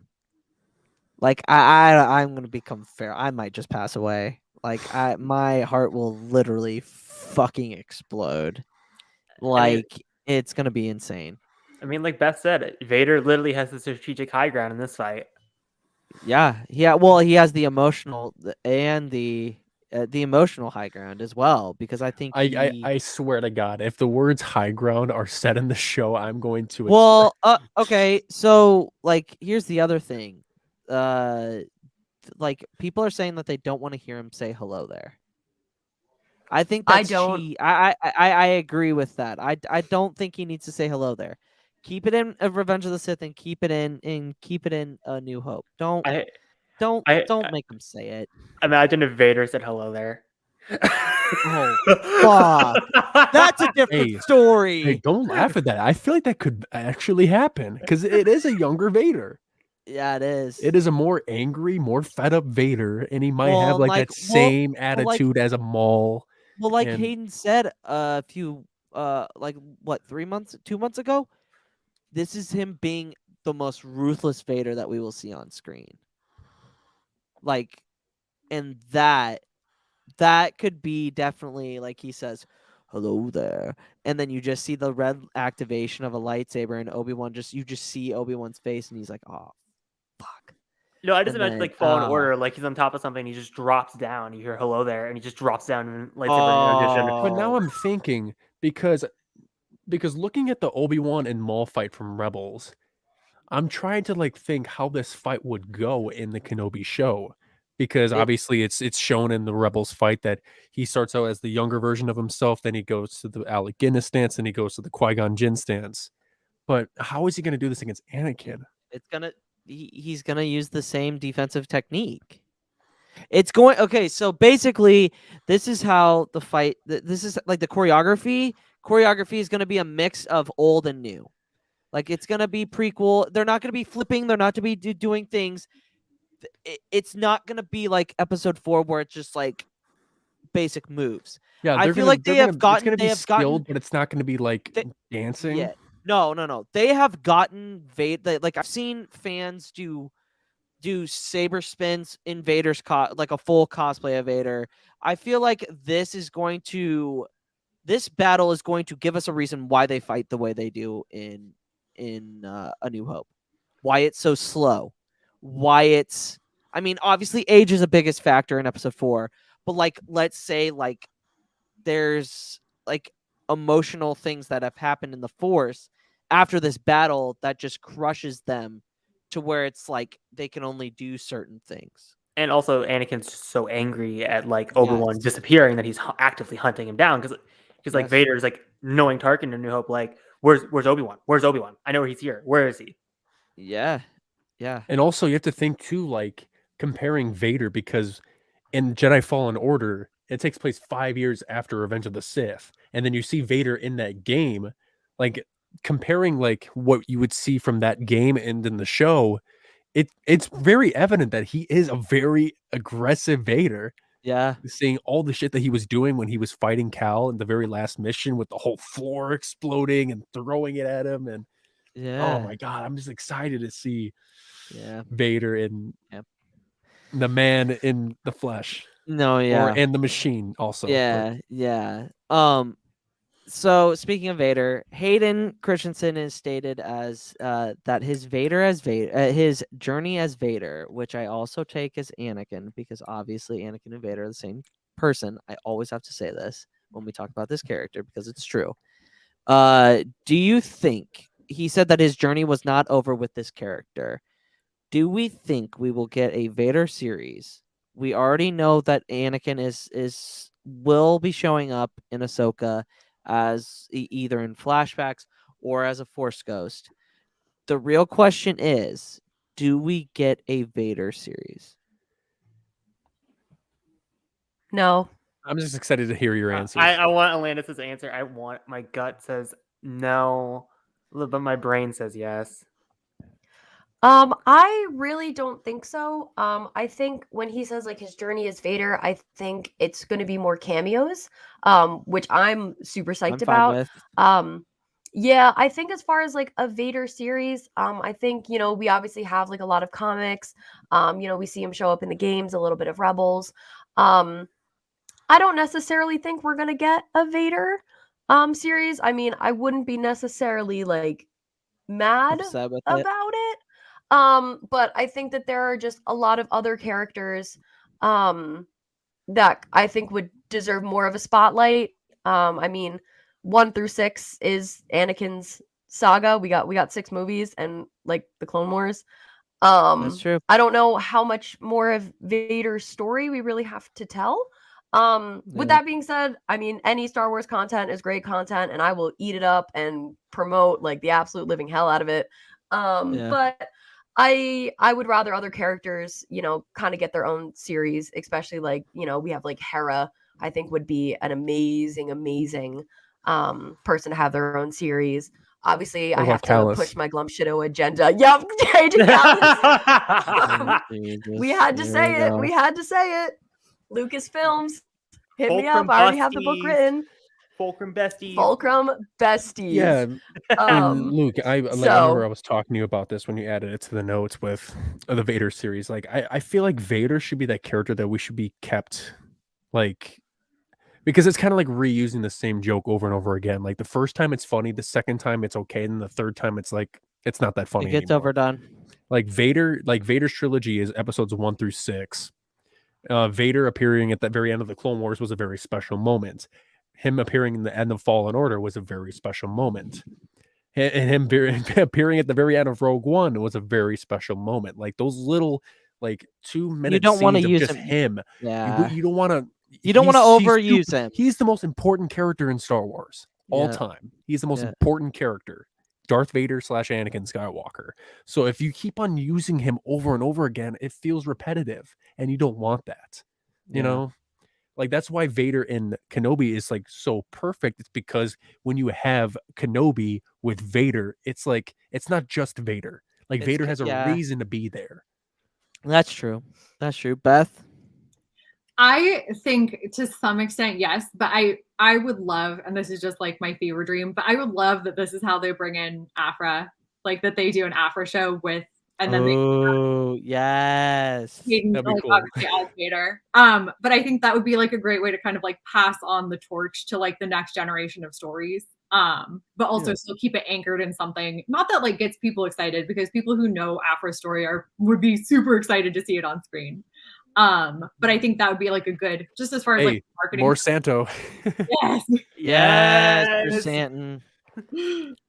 Yeah. Wookie podcast here. Sorry, Trandoshans suck ass. Except for Skier. That's the only one that we like. But anyway, I would personally love a Vader series if it was a limited series, just like Kenobi. Give me 6 Same. episodes. I don't care. Call me what you want. 6 what episodes you of a good, well-written story about backstory. Give me something that I haven't seen before. Maybe do an adaptation of the 2017 comic. Like I would love that. That'd be fantastic. If they could put that into a 6-episode mini arc, I'm all for it. I need to see more Hayden in Star Wars because he gets shit on a lot, but like I think this is him and Ewan are going to be asked to come back and do cameos again. I guarantee it. It's gonna happen. Like that, you don't just have these 2 fantastic actors and not bring them back. They're huge. They're one of the biggest parts of the entire saga as a whole. So I see it happening. Brooke also makes a good point. James Earl Jones is getting up there in age. So I mean, Vader is going to be. We're gonna have to find a new voice of Vader or somebody that's very similar to James Earl Jones, or they're just gonna have him say a whole bunch of lines of stuff that they have written, and they'll just use the same they voice box of. They just They of just Luke. throw James Earl Jones in a recording booth, and they're like, "All right, we need you to record every single dialogue from every series A from now as on for the next 20 the years." then them. Yeah, Every yeah. word in the English dictionary. Yeah. No, they're just like, no, I didn't even imagine that. I just imagine they're like, all right, we need you to Chris, yes. record Yes, Chris. every single show from now until the 20 years from now. All right, Yeah. now let's go. Yeah. But I mean, that's just my 2 cents. I mean, Kenobi's gonna be fantastic. Let's see how it looks in Kenobi first. But let's not put the cart before the horse before the cart, or cart before the horse. Sorry. We also got panels real quick. Which panel are we looking forward to the most? Obviously Thursday morning. Thursday morning is the biggest one, right? Yeah, live action. Live action. Live Yeah. action studio. Um. The Andor trailer. Yeah, that's gonna hopefully, happen. Andor trailer, Kenobi, something related with Kenobi. Maybe if they really want to have like the balls to do it, maybe they show the first episode because it's a 90-minute panel. The rest are all an hour. Why is it 90 minutes? Probably because they're hiding something. It's going to take up a large block of time. Or Star Wars they, Celebration's like, they throw out concept art or like behind the scenes for Ahsoka. yeah. Ooh. I think they have so much live action to cover. That's why. Which is because I feel like if you look at the whole slate, all 4 days, Thursday and Saturday are the big hitters. Like Friday, I feel like Friday doesn't have a ton. Like it's got the 20th anniversary of Attack of the Clones. Don't get me wrong, that's gonna be a great panel, but like, there's no Jedi Fallen Order announcement. There's no like we're getting the High Republic stuff, but do we get the High Republic show announcement, concept art, anything for that in that panel? Maybe. Or it's in pre-production. I mean, they could still throw out concept art And because I'm sure they're also, storyboarding it. Chris in the chat, I also think that we might get some news on Lando. Finally. Oh, Lando. I think so. I think Mhm. that would be interesting if they did. And if maybe they we'll did get that some on Lando. like the preview of Andor like a few years back. We'll get that of Rogue Squadron, Ooh, interesting. and maybe we'll see something of Acolyte. That's I what I'm don't know, thinking. but there's so much stuff coming up in this next year that they could talk about. Acolyte And starts filming in October. And I feel like Celebration was every 2 years. They have no reason to not have one every year now. yeah, Especially with the Disney Plus shows, all the High Republic. There's no reason. Well, before Celebration got moved to 2022, it was supposed to be 2020. It Yeah. was supposed to be the year after. So I think 2019 in Chicago. I think they're going to be doing it. Well, even then, Char, they were only doing it every 2 years. Yeah, but even when the movies were coming out. Yeah. But So now I mean, it's you have Disney Plus, you have all these shows. Am I Star crazy Wars to think has that for grown. the panel?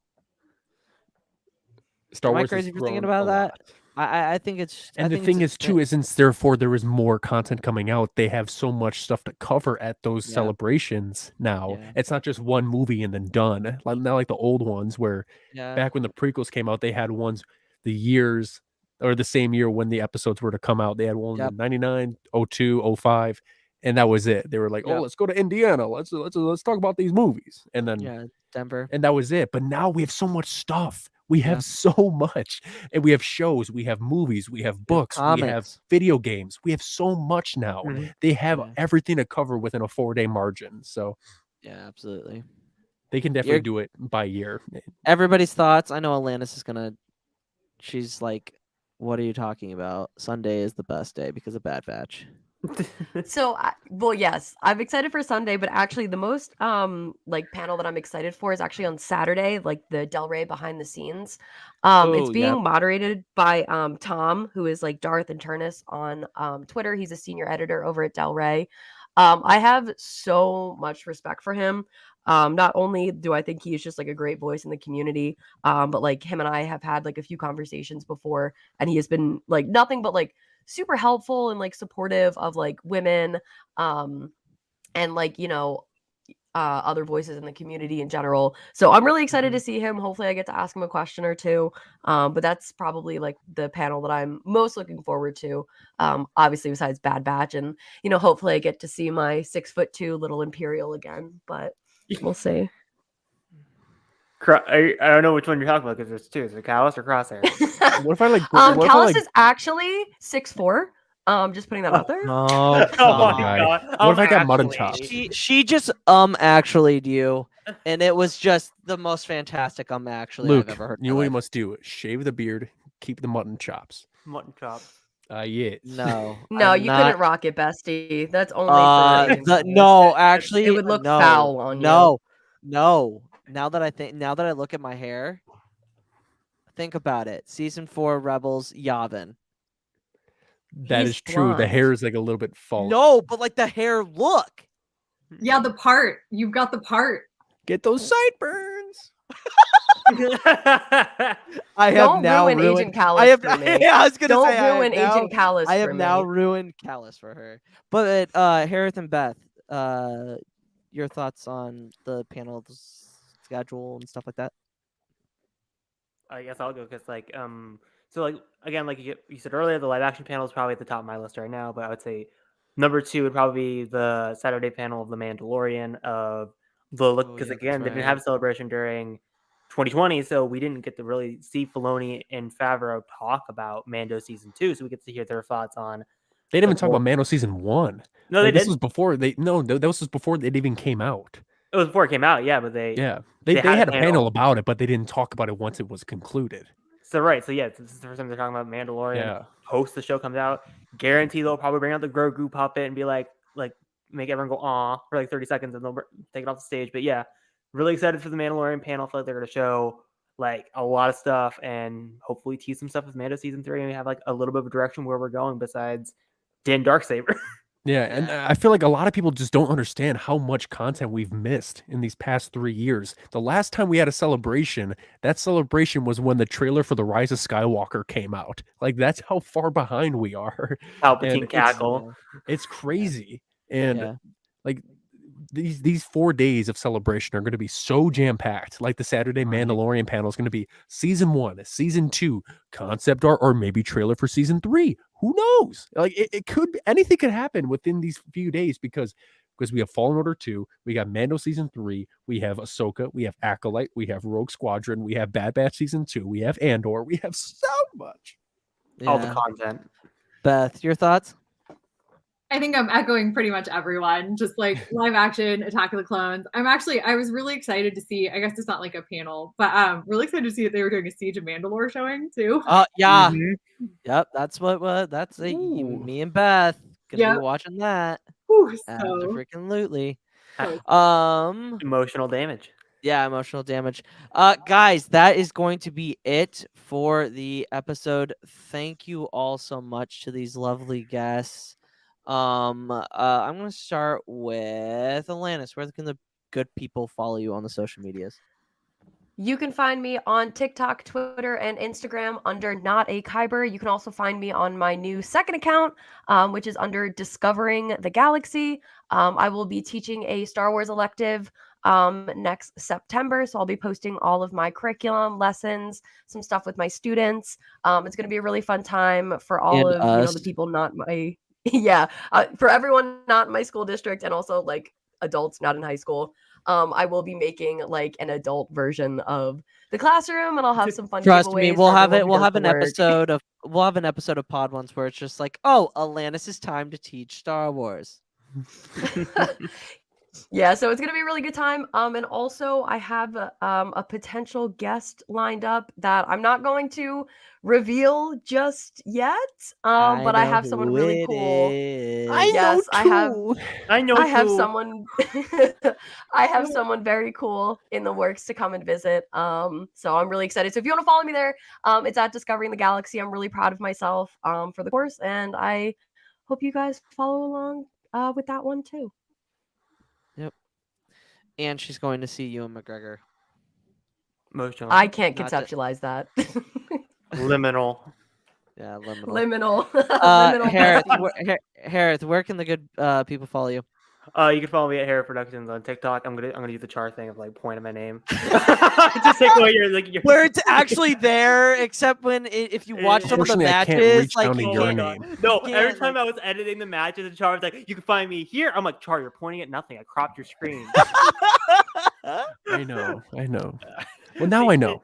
Now I know. No, you know. Now you can't be like, you can find me here. But you can find me Yeah. on Hereth Productions on TikTok and on YouTube on the They Fly Now show every single week, same time as Pod Ones on Mondays. Yeah. And lovely Beth, Oh, my thank you. sunshine. Oh, as I said, right back at you. You guys can find me just on TikTok. I'm boring. Just at Mara.J.Skywalker. We'll get there with the other social media at some point. Charlie, Chuck, where can we find you? Where can the good people find you and your amazing Gilfrey, Godfrey, whatever, the guy impression? Okay. Facts. Anyways, good people, you can find me on TikTok at CharCharJ as seen right here. You see that, Hereth? I can do it now. Huh? Yeah, you happy? And you can find me here every Thursday night to cover our Clone Wars rewatch. And tomorrow we'll begin the next few rounds of our Pod Ones trivia tournament. Yep. So we will be recording that tomorrow. Be ready. In next week we'll be releasing the next 2 matches for the I believe so. and then the semifinals will be ready to go. So the next match is Pat and Haley. That is currently on the cutting board. And A lot of editing. A lot of editing. It should be done by Saturday. Don't hold me or Hereth to it. But it should be done. I have a lot on my plate this week, so yeah. So when it's done, it's done. If we have to put out 3 episodes a week, we'll just figure it out. It'll be good. But you guys can follow me at the Pod Ones Podcast on TikTok, Pod Ones Podcast on Twitter, and at the Pod Ones at Pod Ones Pod on Instagram. I always try to think about it. I always forget it. And obviously, I am growing out the hair for the Kenobi cosplay, which is it's coming in. It's coming in nicely. So we will see how it looks towards closer to celebration. Please, anything else you want to add? Char, shut your pie hole. And for Light and for Life, We are all the Republic. and may the Force be with you. Always. See you guys.